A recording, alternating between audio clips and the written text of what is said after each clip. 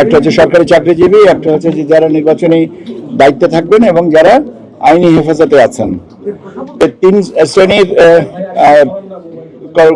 মানে মানুষ আমরা এখানে দেশের অভ্যন্তরে পোস্টাল ব্যালটের মাধ্যমে ভোট দিতে পারবেন।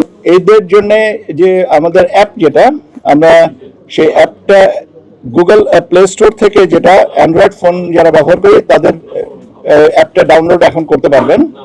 আমরা এখনো ওই অ্যাপল স্টোরের যেটা আইফোন ব্যবহারকারীদের ওই অনুমোদনটা এখনো পাইনি, যদিও একসাথে আমরা অনুমোদনটা প্রসেস করেছিলাম, কিন্তু আমরা অ্যান্ড্রয়েড সিস্টেমের যেটা আছে সেটা থেকে আমরা ডাউনলোড করতে পারছি। এবং আমরা আশা করছি যে আগামী তফসিল ঘোষণা পর থেকেই যারা দায়িত্ব পালন করবেন তারা এটা নিবন্ধন করতে পারবেন। বসুন্ধরা ডায়াপেন্ট এখন আরো উন্নত। এই হট এয়ার থ্রো টপশিট দ্রুত শোষণ করে সোনামণিকে দেয় কোমল অনুভূতি। মানে একটু একটা গ্যাপ আছে, সেটা হচ্ছে যে যারা নির্বাচনে দায়িত্বে থাকবেন এদের তালিকাটা তো আপনার প্রকাশ করা হয়, রিটার্নিং অফিসাররা করেন। তো রিটার্নিং অফিসাররা যতক্ষণ না পর্যন্ত করছেন ততক্ষণ পর্যন্ত এটা সীমাবদ্ধ থাকবে, তবে সেটা নিঃসন্দেহে দীর্ঘায়িত হবে না। আগামী সপ্তাহে আমরা এটাকে কমপ্লিট করতে পারবো এবং আমার মনে হয় যে এটা 16 বা 17 তারিখ থেকেই আমরা এটা শুরু করতে পারবো।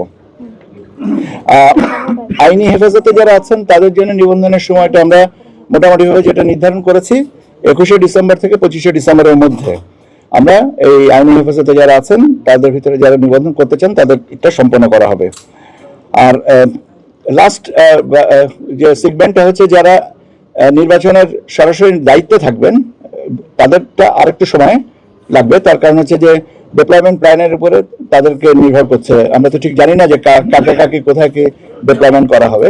তবে আরো রিটার্নিং অফিসাররা যখন আপনার এটা ঠিক করে দিবেন তারপর পরই অন্ততপক্ষে returning officer, presiding officer, assistant presiding officer, polling অফিসারদের নিবন্ধনটা শুরু হয়ে যাবে, যেটা আমি বলেছি আগামী 16 বা 17 তারিখ থেকে শুরু করা হবে।